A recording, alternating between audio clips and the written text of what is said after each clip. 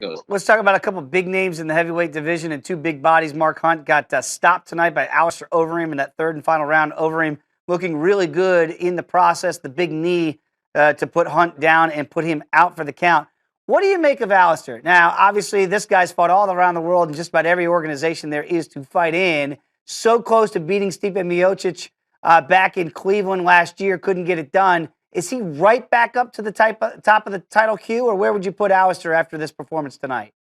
I really do. I think that he's truly right there. If you go back to that fight in the fall against Stipe Miocic, he was one ill-advised guillotine choke attempt away from winning the title. Possibly, he had Miocic in all kinds of trouble, and instead of trying to finish with strikes on the ground, he went for a guillotine, kind of like Tyron Woodley did against Wonder Boy back in November.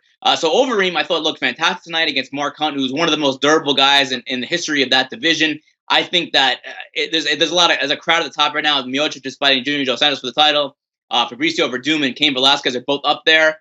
Overeem, though, I think is right in that group. I would not mind a Cain Velasquez versus Alistair Overeem fight in the future, possibly in a title eliminator. It seems to me right now, when you talk about a lot of these guys that are former champions, when you mention the Verdums, the Dos Santos, these guys, it seems like a round robin of like 5 or 6 heavyweights to really find out who the best. I mean, Stipe is going to say he's the best, obviously, because he's defended his crown. But when you do you look at them and kind of look at 1 through 6 and say they're almost unseparated? I mean, they're right there. They're all that close in the queue. It's super even, and that's kind of been the trend of the UFC heavyweight division for the entire history of the sport. No one has ever defended the title more than 2 times. So Stipe Miocic has a chance to do that possibly in the future. He has his second title defense coming up, here against Dos Santos in May in Dallas. And if he can win that fight and win one more, he may be the greatest heavyweight of all time because no one has defended it more than twice. It's just been a revolving door, and the contenders are the same way. You win some, you lose some. Guys hang around until their late 30s, early 40s, and everyone has knockout power. So fights can end very quickly. It isn't necessarily the better fighter who wins sometimes in the heavyweight division or the more skilled fighter. It's really whoever lands that big first shot or whoever makes the first mistake. That's just how it goes in that division. We do want to point out that Marc Hunt has a broken tibia, and he tweeted out a picture of his leg. Basically in the hospital, saying he does have a broken tibia, but he will be back. And we saw that he looked like he got a leg kick that was checked by the Reem, and then you saw the blood pouring out from Marc Hunt. What do you make of Marc Hunt? He's very disgruntled to the point that he's suing his employer in the UFC. He charges that basically everybody he's fought in the last couple of years have all been on, or at least at some point of their careers, have been steroid cheats in some way, shape, or form. What do you make of Marc Hunt now and where he goes from here?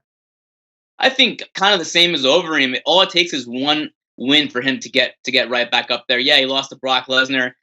He lost the fight in the octagon, but now it's been overturned because Lesnar has a positive, obviously, for a banned substance. Overeem has a history of banned substances. The guy that Hunt beat last year, Frank Mir, tested positive for banned substance. So it's one of those weird things. And in the sport, Hunt has fought a bunch of these guys who have tested positive in the past.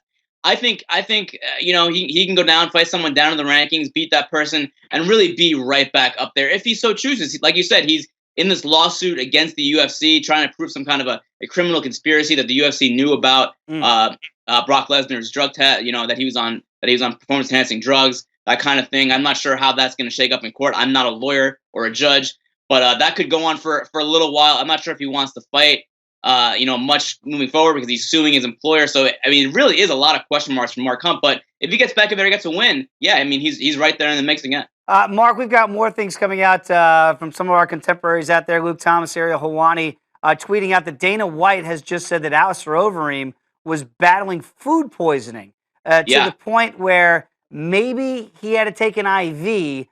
But I would hate to hear Marc Hunt hear this and go, what? Did he get some sort of illegal advantage again? I mean, I do feel for Marc Hunt in this one, but I don't know how you do this if you're having food poisoning, what the proper protocol is with this. Well, the thing with the IV is that it is banned. It's a banned method, as they say. It's not a banned drug. It's a banned method. You can't use IVs. However, there is precedent that you can get if it's an emergency, if you really need an IV for medical reasons.